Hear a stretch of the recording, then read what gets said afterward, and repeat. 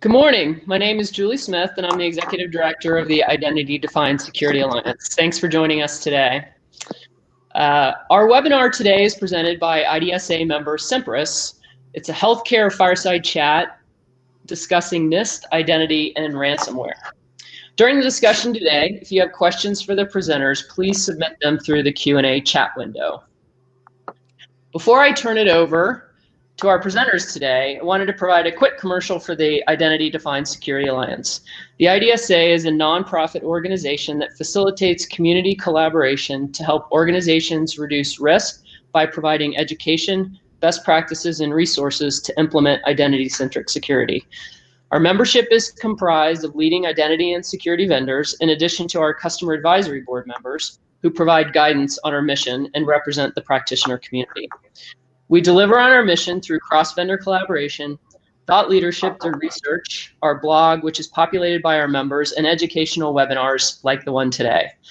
Identity-centric security framework, which is a vendor-agnostic best practices, security outcomes, and approaches, customer implementation stories, and we have a virtual community for sharing experiences and validation of our mission.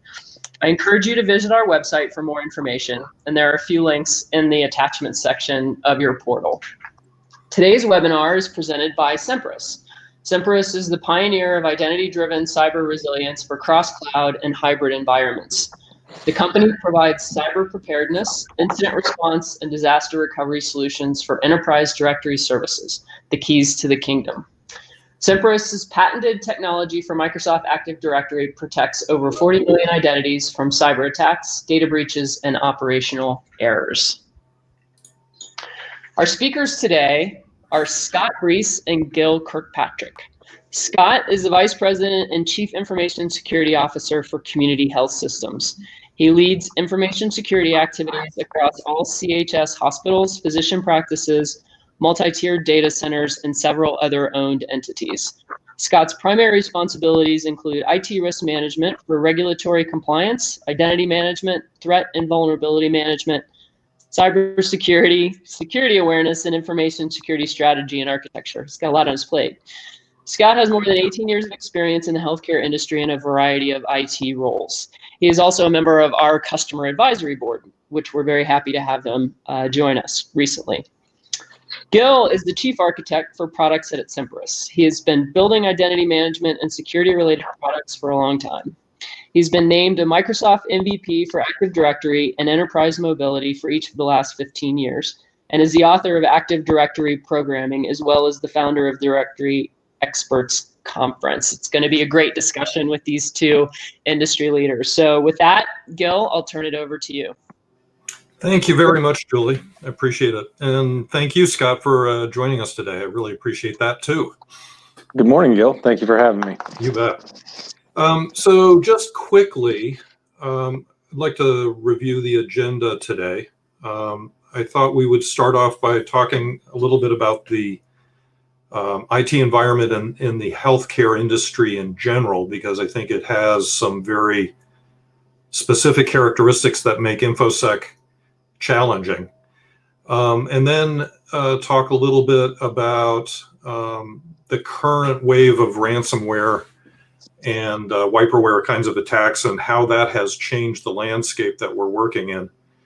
And then from there, I thought what we would do is take the NIST Cybersecurity Framework and sort of partition up our discussion along those lines. So talk about how you go about protecting the environment, detecting intrusions, responding to them, and so on.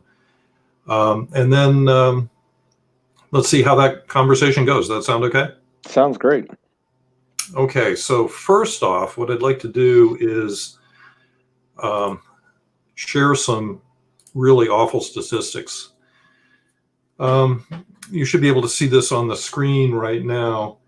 One of the most astounding things I picked up a couple of weeks ago was that 89% of healthcare organizations have experienced a data breach in the last 2 years.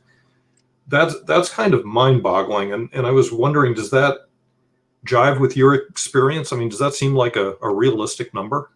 Yeah, I would say it is, Gil. My experience, and I've experienced a data breach. Mine just happened to occur back in 2014, and it was somewhat overshadowed by the Target and the Home Depot breaches that occurred at the time. But yeah, we experienced a very similar situation where the Chinese an APT actor group came in and took about 6.5 million patient records from us. So that seems to be a very accurate statistic based on a lot of the information that we share with the HISAC, which is the Healthcare Information Sharing Group. Mm-hmm. That seems pretty consistent.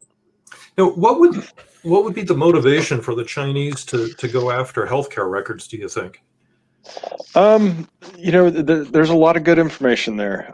I'd say number one, the number one thing that we always discuss in our security governance meeting, we have a big executive meeting once a month. It's the third Thursday, 9 a.m., which we had ours this morning. One of the things we always talk about is, what are the top 2-3 risks? What's enticing for attackers to come after healthcare organizations? And with you were talking about ransomware, and we'll get into that. But I think one of the big things for ransomware right now is that hospital operations need to remain up at all times. And I think that ransomware can really create an impact for a hospital. And I think a lot of those attackers are looking for a payday.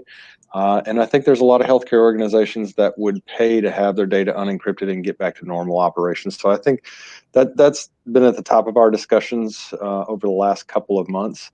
Yeah. And I think that healthcare data is got a lot of good information as far as you can get anything from an infant from a PII perspective, or in the PHI itself, all the way to a deceased individual.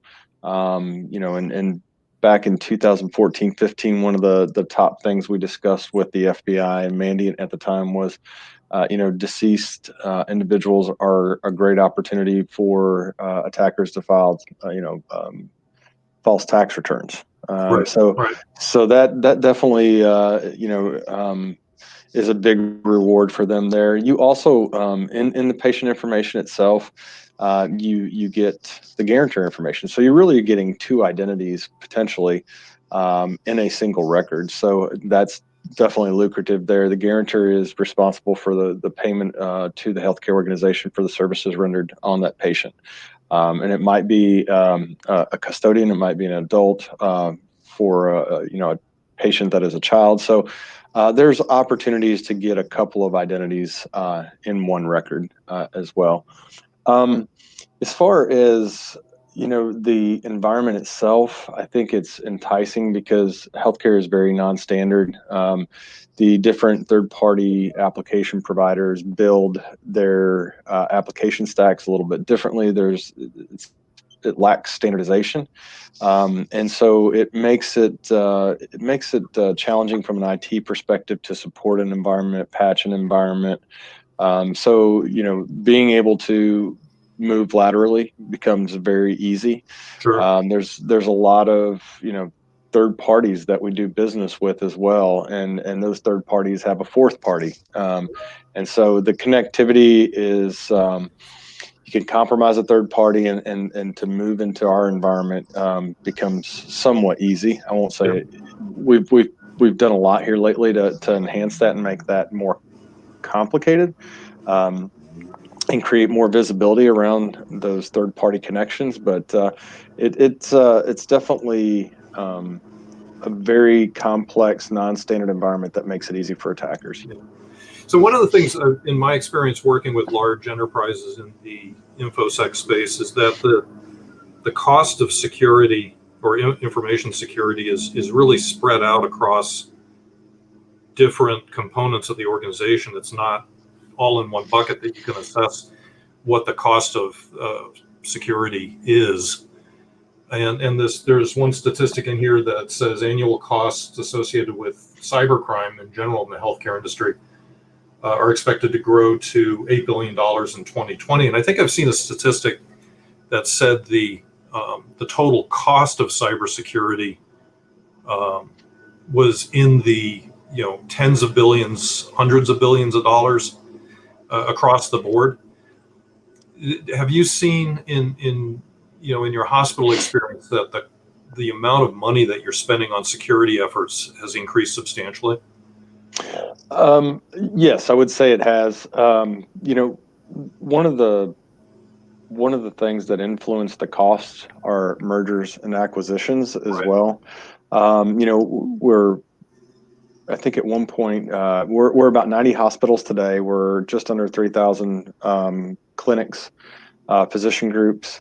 We're moving more to outpatient services like their freestanding EDs, same-day surgeries are being conducted in smaller buildings that require less overhead.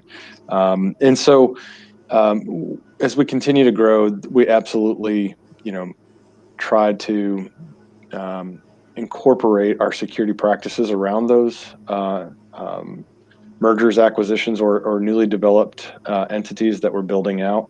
And of course, it is driving our cost up as we do that. And we spun off a group of hospitals into Quorum Healthcare, and so we're providing IT TSA services as well. So we do have costs associated with providing those third-party services that continue to increase year over year as we offer them the same services that we provide our own hospitals. So there are many factors that continue to drive the cost of security up, and as security is transitioning from on-premise solutions to more of the cloud now, you're transitioning your security strategy, your platforms, and your people and your skill sets, and that comes at a cost too. So we are seeing, I think year over year from 19 to 20, I think we saw about a 22% increase in our security costs. Just we're transitioning to a cloud, so now we're talking about a cloud access security broker. We're talking about a different DLP strategy around that. Provisioning users into these third-party platforms. There's cost associated with the integration there as well. So yeah, and as the business continues to morph, we've got a different model for patients wanting to access their patient records. There's government regulations that say we have to provide them that capability, and then there's payers that want access to the patient records to make sure that we're coding services the appropriate way and that they're paying the right amounts for the right services. And then you've got referring physicians or third-party physicians, or patient decides to go to a different physician and they need access to the patient record. So we're starting to see the models change, and as those models change, those costs do increase. Yeah, I know in my experience with the healthcare industry, mostly building products, but I also spent some time working on sort of new access control models for patient health records. And one of the things that really surprised me about the healthcare industry was how dynamic it was in terms of mergers and acquisitions. I didn't talk to anybody that was just a single corporate unit. Everybody had made significant acquisitions or divestitures in the last, in the preceding year or two. And some of the organizations were astoundingly complicated from an IT perspective because they had all of these disparate systems that they were trying to glue together and make the whole thing work. And it's remarkable in some ways that it even works at all. It's pretty crazy that way. And the other thing I noticed was that there are many different classes of employees in the healthcare industry. So you've got the typical back office corporate types who go through a normal career cycle. They'll be there for several years at a time, but then you have people working on the hospital floor who might be there for 6 months and then rotate out to a different hospital. You've got temporary staff coming in. There's lots of contractors involved. That really complicates the identity and access picture as well. Yeah, it does. There are multiple, and when I say multiple, not just a few, but quite a few different use cases for users in our organization. One of the most complex ones that we find working our identity and access management strategy around is referring physicians. They may not be employed by us, but they're referring patients to us because of specialties that we may have in that market. And generally what we find is when a referring physician, sends a patient our way, they want their office manager or their office staff to have the same level of access as they do in the event that they need to look up information relating to that patient because that physician is trying to deliver care associated with whatever medical condition the patient may have. So that's a little bit of a challenge for us. Our roles-based access is defined based on job code, department code, and entity code. Yeah. And the regulatory pieces by the federal government mandate that it should be a minimum access necessary. So how do we justify giving physician office staff the same access as a physician to their patients? Yeah. We're challenged with that. I mentioned earlier, payers are we're starting to see more requests come in from the payer community, Humana, Cigna, the list goes on, where they want access directly to the patient's record, and they are, customers of that payer. So that's been a recent challenge for us. We've got a working group between our health informatics group, our corporate compliance and privacy group. We've even got our managed care group who manages those contracts with those payers involved in the conversations, and granting access into some of these EHR and AMR systems for the electronic health record is a bit of a challenge because you can give a read-only access to those payers, but how do you narrow it down to where those payers are only looking at their patients?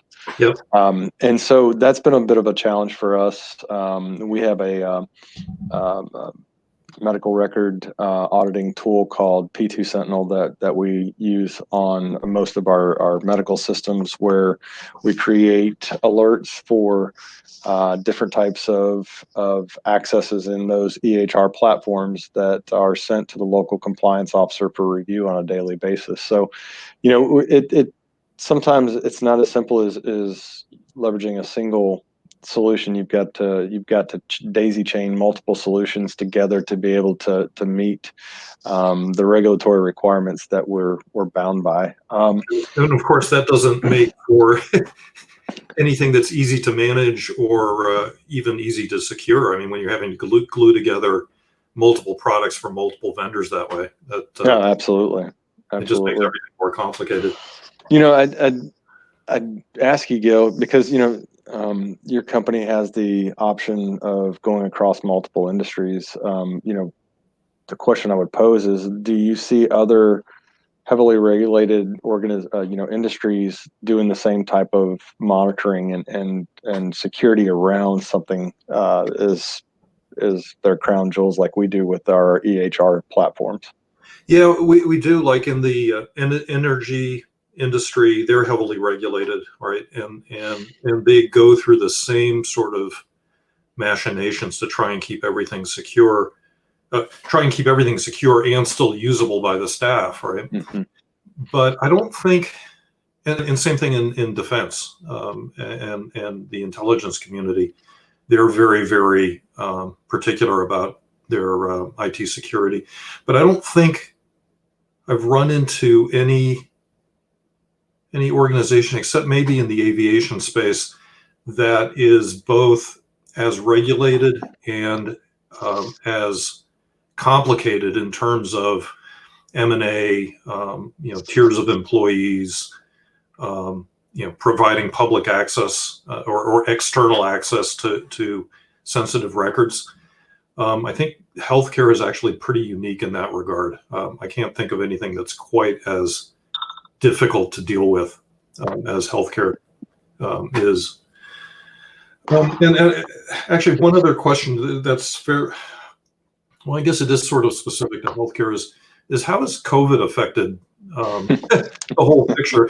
I know that there was early on, sort of the March, April timeframe, there was talk about threat actors saying, you know what, we're just going to keep hands off of the healthcare industry. And I think that lasted a month or two. And now I know there was recent a warning from the federal government that they were expecting rather focused attacks on healthcare. So how is that looking from your point of view? So just the overall pandemic has been a bit of a challenge. From a healthcare perspective,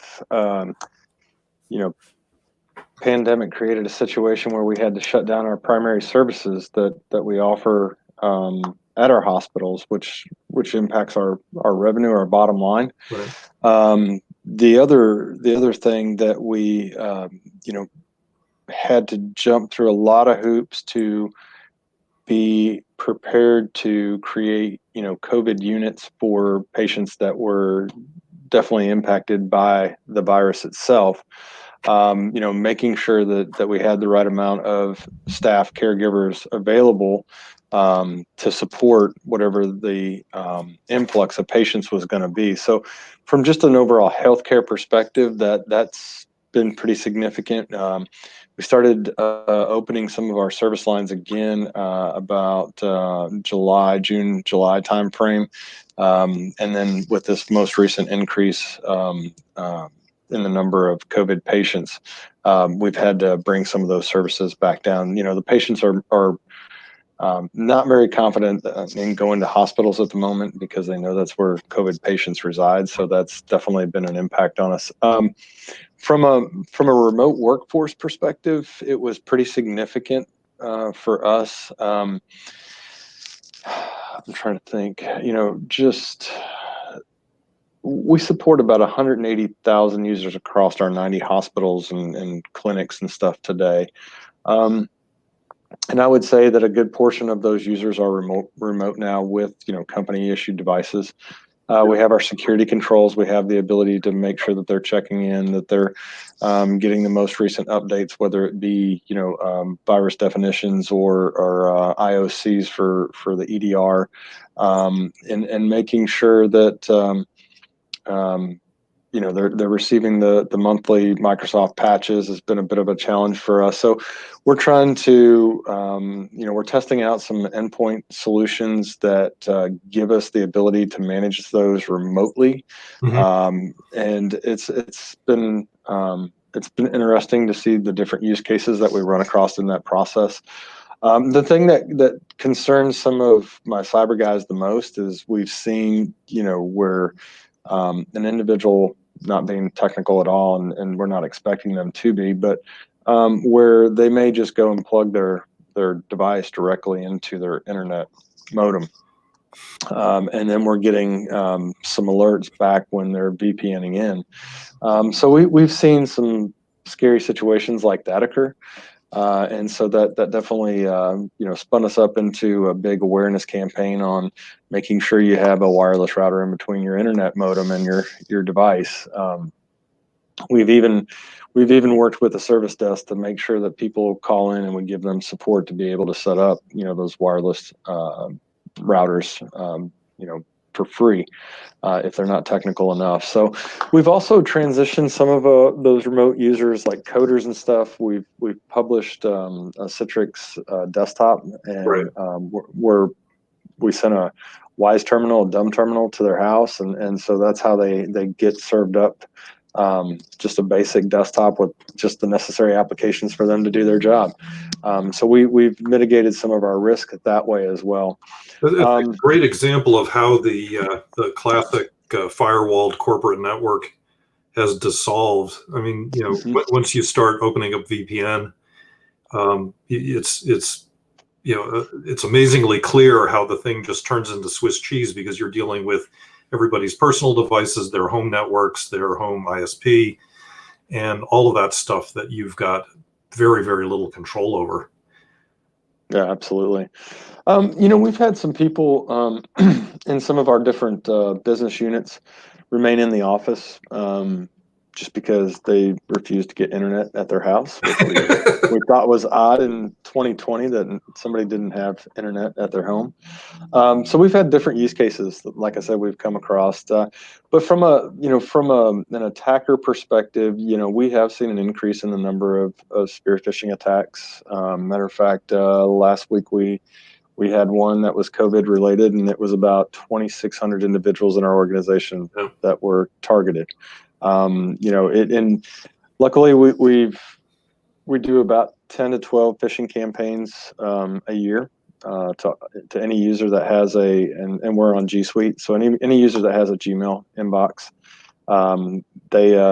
they participate in our monthly or we try to do monthly phishing simulations so that we can educate users, and we make sure that we're putting out a monthly newsletter, the do's and don'ts of email, or we give them examples of phishing emails that we retrieve, and we try to use that to educate folks. So we've done a pretty good job, and we're pretty fortunate. The 2600 spear phishing attack was reported through our phishing button into our SOC. Yeah.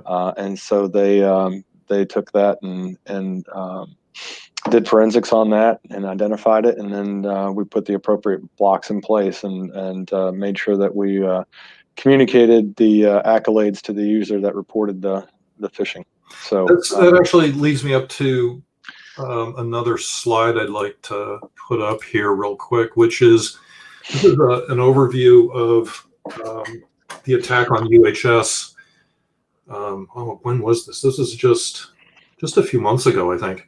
A couple months ago. Mm-hmm. Yeah, and it's good just to set some context to understand how ransomware and wiperware ends up inside the network. They almost always start with some sort of a phishing attack, and with people either opening up an infected attachment or chasing a link to a malware site, which then downloads some sort of payload that gives the attacker a foothold on that one machine. And then depending on the tool set that the attackers are using, they'll expand from that machine and try to get elevated credentials on other machines and basically move laterally across the network. There's so many tools available. I was doing some research on this maybe 3 weeks ago. The number of tools that are available for attackers right now to recon a network and move laterally is really, really impressive. And using a technique called Kerberosing, which is a way of sort of creating custom Kerberos tickets, gives them a way to get access to other machines, to copy more files onto other machines and get persistence across the network that way. There's a tool set called Cobalt Strike, which is nominally a blue team tool suite, but is also used by attackers. And they end up deploying that on domain controllers, and essentially at that point it's game over, and they own the entire enterprise. Anything that's connected to Active Directory, which is generally speaking most things inside the network.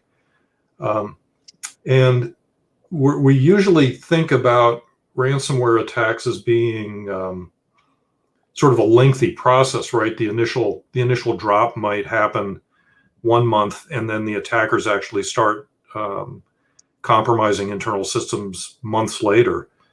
And this particular attack happened almost within a day, which is pretty remarkable. And that puts a lot of pressure on how you respond to an attack once you detect it.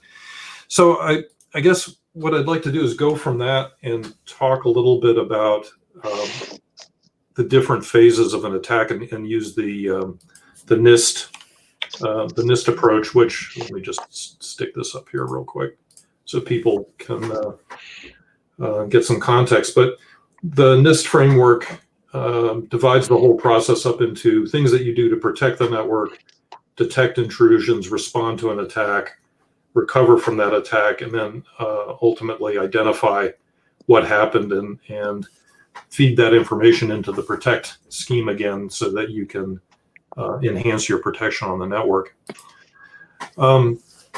So let's start talking a little bit about what you do to protect the network. And I thought it might be helpful to sort of start with basic, how do you do a threat assessment and assess your security posture and adjust the way you protect the network to reflect current threats that you're aware of? Yeah. We take multiple approaches. Of course, I think most healthcare organizations perform an annual attack and penetration test.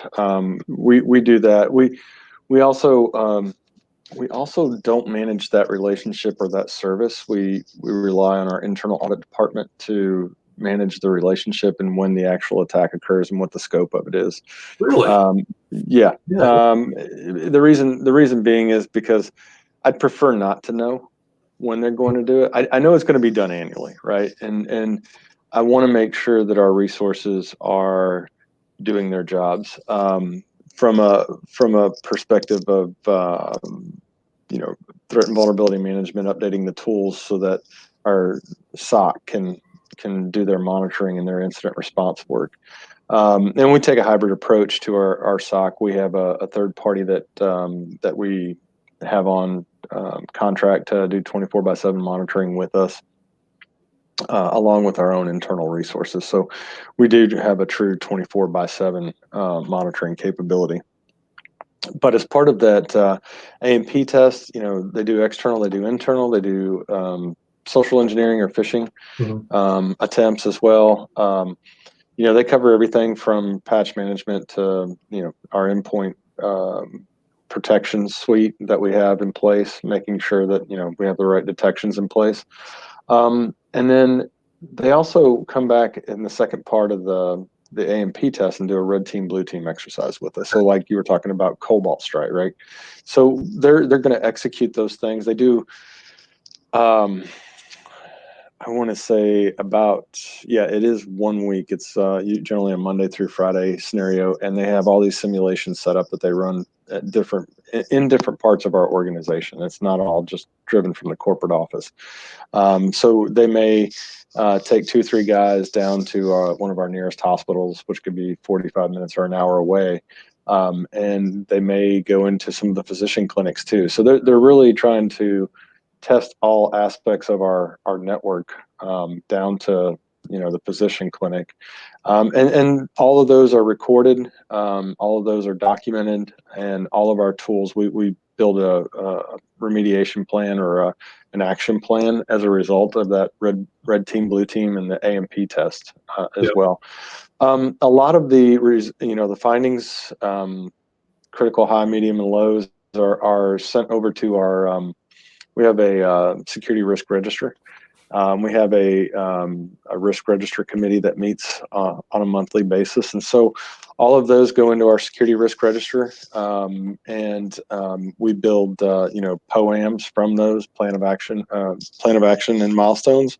And we track those, and those get reported to our security governance committee, which is that executive committee that meets once a month. So every month there's a A&P update or a security risk register on the findings from the A&P as well. Like you've really institutionalized that whole process pretty well, even at the executive level.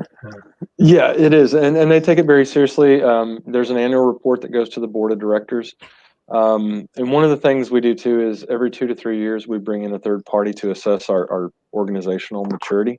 So I think this year we're using E&Y, and well, it'd be 2021, but they're kicking off in the first week of December.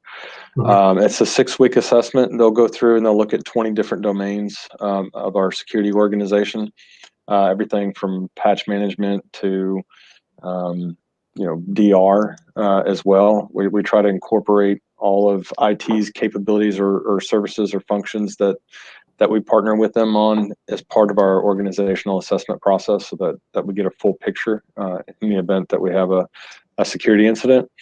And then we've recently increased the tabletop exercise capability as well. So we do one of those big ones on an annual basis, where we include business continuity and disaster recovery capabilities as part of that. I think this year we're using, I want to say KPMG to perform that tabletop exercise. So it helps us identify where we have, risk or, maybe some shortcomings. And then again, we build a plan of action out of that and report on that until, remediation is complete. So There's other things. We have patch management processes in place that we do classifications around the different Microsoft, Chrome, whatever third-party application may be releasing a vulnerability, Citrix. We have a communication process. We log a lot of that through our governance, risk, and compliance tool, and then we have a process where we track and report all those risks up through that security governance committee meeting to the executives, to the board of directors. So how quickly do you turn patches around? So if Microsoft issues a security-related patch, how long does it take for you to actually get that out to the production systems? So the classification process we generally have done within 48 to 72 hours, depending on how many are released. Now that's just the classification process. Then that process is sent over to IT. IT then builds the patch packages and does some testing across multiple locations. I'd say that we're probably 45 days, unless it's critical. I mean, if it's critical, our SLA is within 24 hours to being patched. Mm-hmm. But if it's high, medium, low, we're generally 30 to 45 days turnaround on patch deployment. Now, not all systems get patched. One of our challenges around that is third party. We have agreements with, like, let's just say GE perinatal, right? Mm-hmm. We, in our master services agreement with GE, they're responsible for supporting the perinatal per the contract, right? And so they have certain levels of patches that they certify, and that's what gets applied. And so they may sometimes be 2 to 3 months behind on patching those systems because they're just not certified at that level with that application. So we do have our challenges. We try to increase our endpoint protection products around those. Maybe even sometimes do some whitelisting or maybe some segmentation on those types of systems. Every healthcare organization, and if they don't admit to it, they're lying, by the way, Gil. They have end-of-life systems, and part of that is because third-party application providers want to charge you $300,000 or more to upgrade a system to a supported platform. So, and healthcare organizations, the margin is minimal, and so it's not always capital investments go to the appropriate places where they either want to grow their services or they are expanding services. And so those will be the ones that get the funding first. For, say, you got a cath lab and you only do maybe 200 visits a year. Well, they're not going to go out and spend $300,000+ on updating a cath lab system. Right. They're going to come to us and say, build a wall around this thing and make sure nobody can talk to it or touch it. And so that's what we do. It's interesting. It's one of the aspects of healthcare that I was struck by. What was the number of legacy systems that were present in IT, but then also the medical devices themselves, which most of them connect up to the network in some way or another. Correct.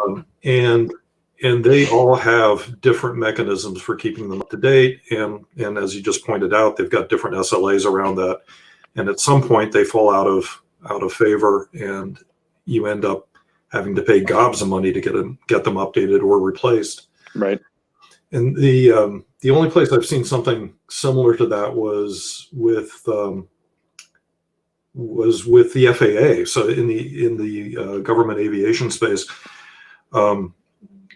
walking into a control tower and getting a tour of all the facilities there, and in the middle of the floor on a pedestal was a laptop running XP, which, I don't know when the last security patch for Windows XP came out, but it was a long time ago. Now, it wasn't on the network, so I think that was the justification that it was okay to keep.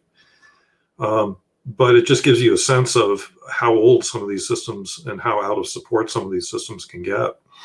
Yeah, absolutely. I think it was 2012. 11, 12, 13 was the last XP update. Yeah. So this and this was just a year ago that I happened to see it. So it's pretty remarkable. That actually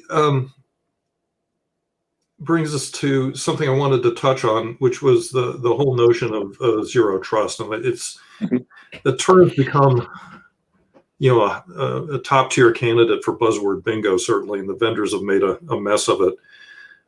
You see ads from vendors now that say, now 30% more zero trust or something like that with their products, which is kind of ridiculous. But I guess I wanted to get your sense of how important that approach to network and system design is to your organization and how you're pursuing that. Yeah, so that's a great question. We just released our first round of applications with the zero trust model. We're a ping identity shop as it relates to ping fed.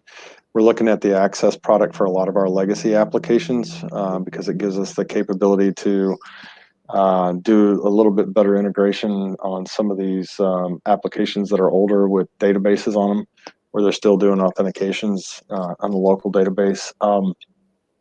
So I think zero trust ultimately will be a great thing if we can get to it, especially as we transition more services to the cloud. Right. It gets a lot easier. Yeah. I think Google did a great job with the Beyond Corp approach that they took. I was just watching a series of their security videos on security in the cloud, and one of the things they talked about was Beyond Corp yesterday.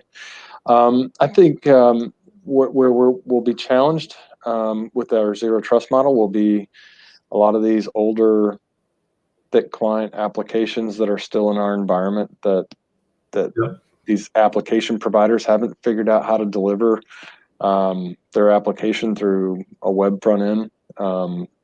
So I think that's where we're challenged. And a lot of healthcare organizations will use Citrix to publish those legacy applications to kind of give you that look and feel of a web-based delivery. Yeah, but it's still pretty coarse-grained in terms of what you can manage in terms of authorization. Absolutely. And we're in our zero trust model. We're building our users, our groups through our identity and access management system. We're not integrating with AD. We're trying to just use our single IAM platform to manage a lot of the users, groups, and applications within our zero trust model. So we're not handing anything off to another system or adding another level of complexity in our environment by integrating with AD. We just do it directly with our IAM platform. So does PingFed back up to that as correct source of attribute data? Okay. Well, yep. Correct. Absolutely.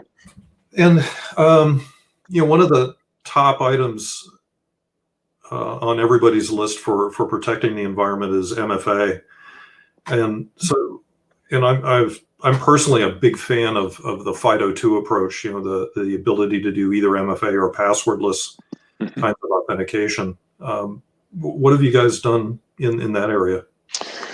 So we started out with Microsoft Authenticator back in 2014 when we had our incident on all our remote access and systems that we were exposing to the internet. We transitioned over to Duo because we had a better success rate of authentications than Microsoft Authenticator did at the time. And Authenticator, there's nothing wrong with that tool set. It works well. It was just new to the Microsoft portfolio at the time. And Duo it was a little bit better feature set, reliability, stability, end user easiness. So we transitioned to that. Now we're going to Ping for a multi-factor. Matter of fact, funny story, I can't make this up. We did a test group of multi-factor on 20 facilities for everything that was in our Ping Fed. I think that we've got like 6 applications right now, and G Suite's one of them. So we were like, okay, we're going to start off small. We'll test multi-factor on anything G Suite remotely from outside of our network, and then we'll start to work with the policies and enhance them as we move forward. So we did the 20 facilities. Everything went well. Yesterday was our go live for all the rest of our users. So the other 70 hospitals and whatever physician clinics and corporate office and our shared services centers. And we went live, and the telecommunication provider had an outage right in the middle of our go live. Of So course. people were trying to get a call back, and they weren't getting a call back. And so you could tell when the telecommunication provider came back online, everybody was getting all these callbacks on their ping app on their phones. Never, And it was like, never yeah, it was fails, like, does it? yeah, no, we were like, we couldn't schedule this. We couldn't predict this. I mean, there is no way we could have made this happen any better than what it happened today. So we ended up backing out our MFA deployment. We're actually going live here in about 15 minutes with the 20 hospitals as a second round of testing to make sure that it's going to work right. And we got confirmation from both telco providers that their major maintenance upgrade that they did last night fixed the issues that they were having. So we'll keep our fingers crossed, but we're going to take an approach with MFA that outside of our network, anything you access from Athena is hosted by Athena, which is our ambulatory medical record for a lot of our clinics and physician offices, and so if you're outside of our network, you'll MFA to go to it.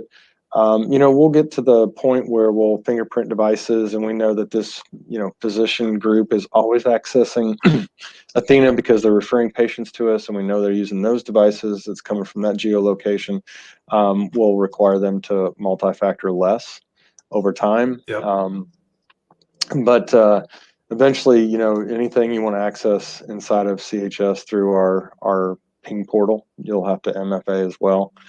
So, in a lot of the sensitive applications, we'll probably multi-factor every, week, 2 weeks, 3 weeks, even if you're inside of our network. We've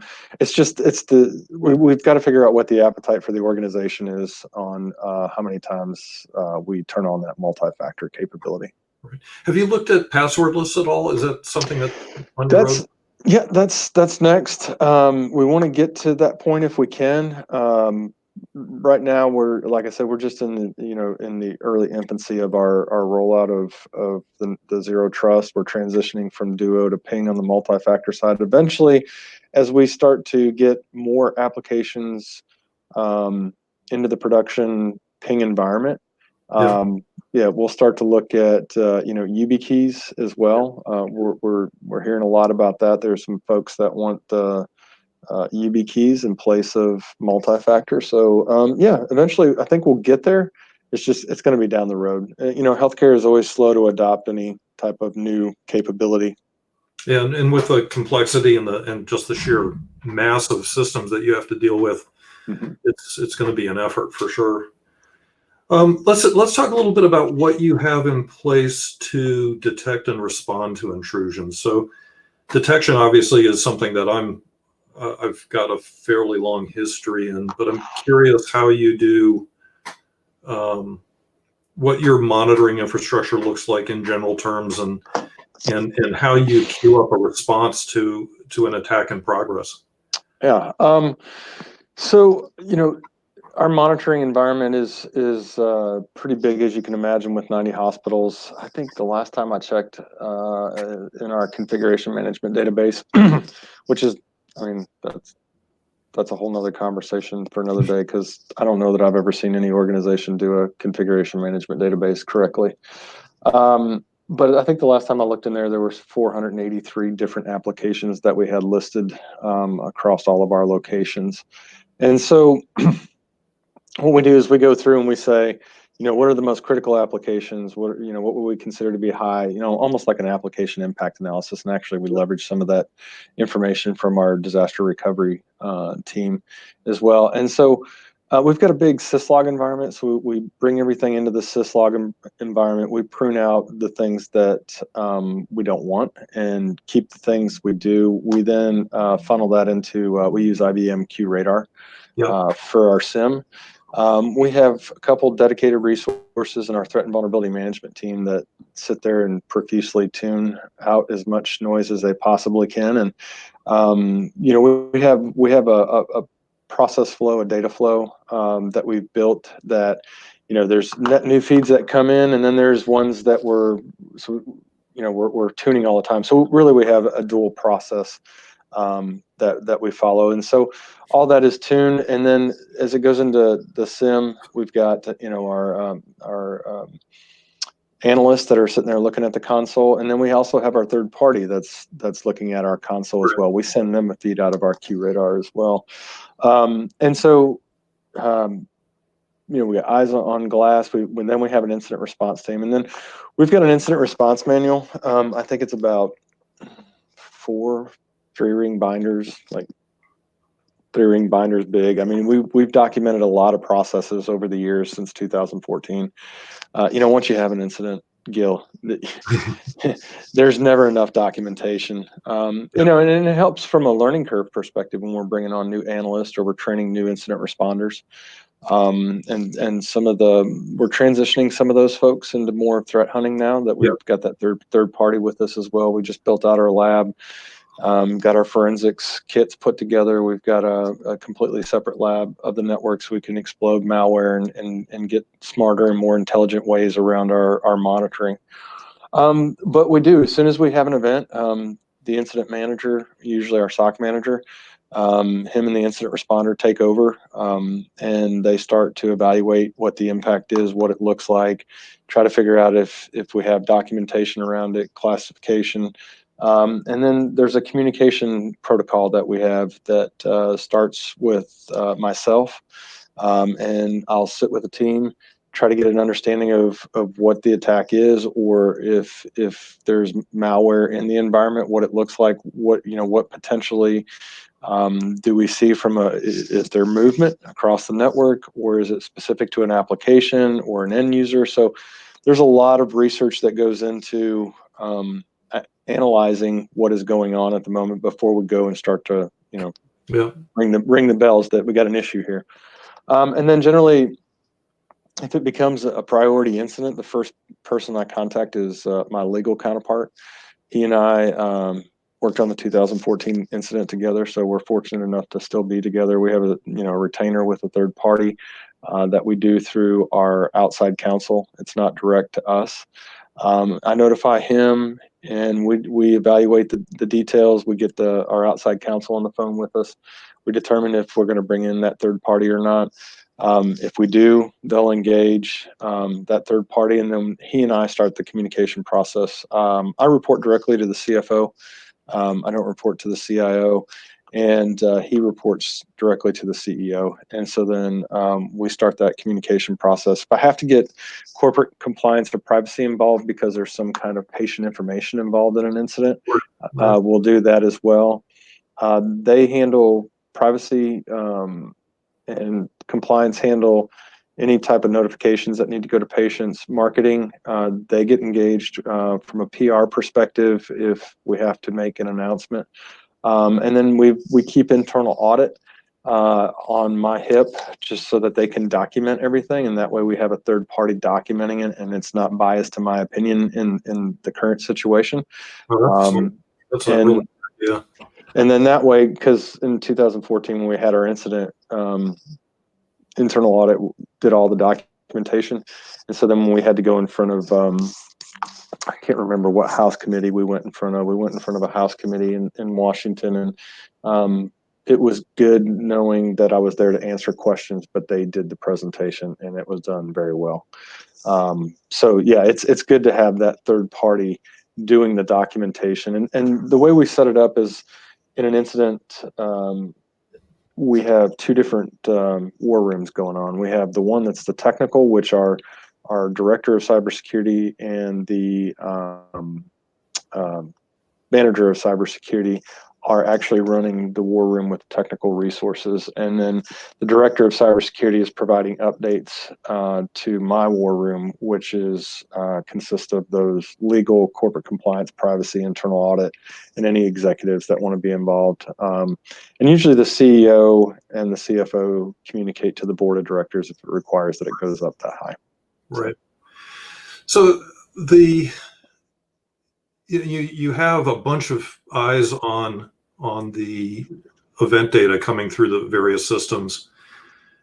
Do you have any notion of sort of automated remediation or automatic response? So I know this is something that we've been working on in our products is to provide the ability to respond to certain kinds of attacks automatically to try and slow down the the propagation through the network, or actually cut off the attack in progress.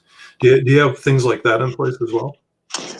So our third party that we partner with, as part of our agreement, we get access to their automation tool sets, Okay. which is nice because we run a very lean staff. I think we have 68 total people in our information security department. We support 90 hospitals, almost 3,000 clinics, and then the corporate office plus all the shared services centers, and then all of our outpatient business. So we're stretched very thin, and so anytime that I can leverage relationships that we're doing with third parties, such as their automation tools, that's less platforms I have to have supported by our IT or myself. Right. The good thing is that we get to use something that they've built, but they also get value from us in that we get to help them build better things for the healthcare industry. Sure. Well, in an organization your size, they're going to get so much valuable real world data all the time. I mean, that's got to help them out tremendously. Oh, absolutely. Yeah, they definitely get benefit from it. So it's one of those, we've changed third parties once since 2014 in our incident. So we just made that change in September of this year. We were with our previous partner for 6 years, and it just got to the point that we started questioning what we were paying for and what value we were getting. Yep. And so we decided that it was time to go with another third party, and it was one of the best things that I think we could have done this year. Yeah. So we're getting close to the end of our time slot here. I wanted to talk a little bit about disaster recovery. It's something that obviously we're very focused on at Semperis in terms of recovering Active Directory and Azure Active Directory and those sorts of things. But tell me a little bit about how you do your DR planning and your DR exercises, and just cover that off a little bit. Yeah. So from a DR perspective, it's performed by our IT team. Last year, they revamped their DR program completely. They went with EMC Avamar across the board because I think historically we had Falcon Store and IBM Tivoli. We had a couple of different platforms. So they finally standardized on a single platform. They changed their model in that they were backing up local hospital servers to the Avamar system, and then they were replicating that back to our Birmingham data center. As we've learned more about ransomware and the maturity, and you even had it in your slide there for the UHS attack, is that those servers can be encrypted as well. And once you have encrypted backups, you have nothing. Yep. And so we now replicate offsite to Iron Mountain, right. And we make sure that we monitor that connection, those replication cycles through our cybersecurity group. And so that way we always have the capability to do a restore, and it's not on premise at any of our data centers. Yeah. And so as part of our annual risk assessments that we perform for regulatory requirements, we evaluate every single backup plan for each location to make sure that they have performed their annual review and edits to update in case there's any new applications that are added. Then as part of that exercise for marking whether they're compliant or not, they have to perform multiple restores, even if it's just restoring a single file or an object or user into an application. But we make sure that we try to get at least 3 to 4 restores per year to mark them compliant with our DR programs and our risk assessments. Yep. And so all that is stored in our ServiceNow environment. There's a tool called, I want to say it's Maestro or something like that. Mm-hmm. ServiceNow partnered with somebody on that. So all our DR plans are electronic and in the cloud as well. So that's we've changed that model because we used to keep everything on-prem. Yep. I imagine if you really had a scorched earth kind of scenario, that trying to orchestrate the recovery of all of those systems and all those sites would be challenging at the very least.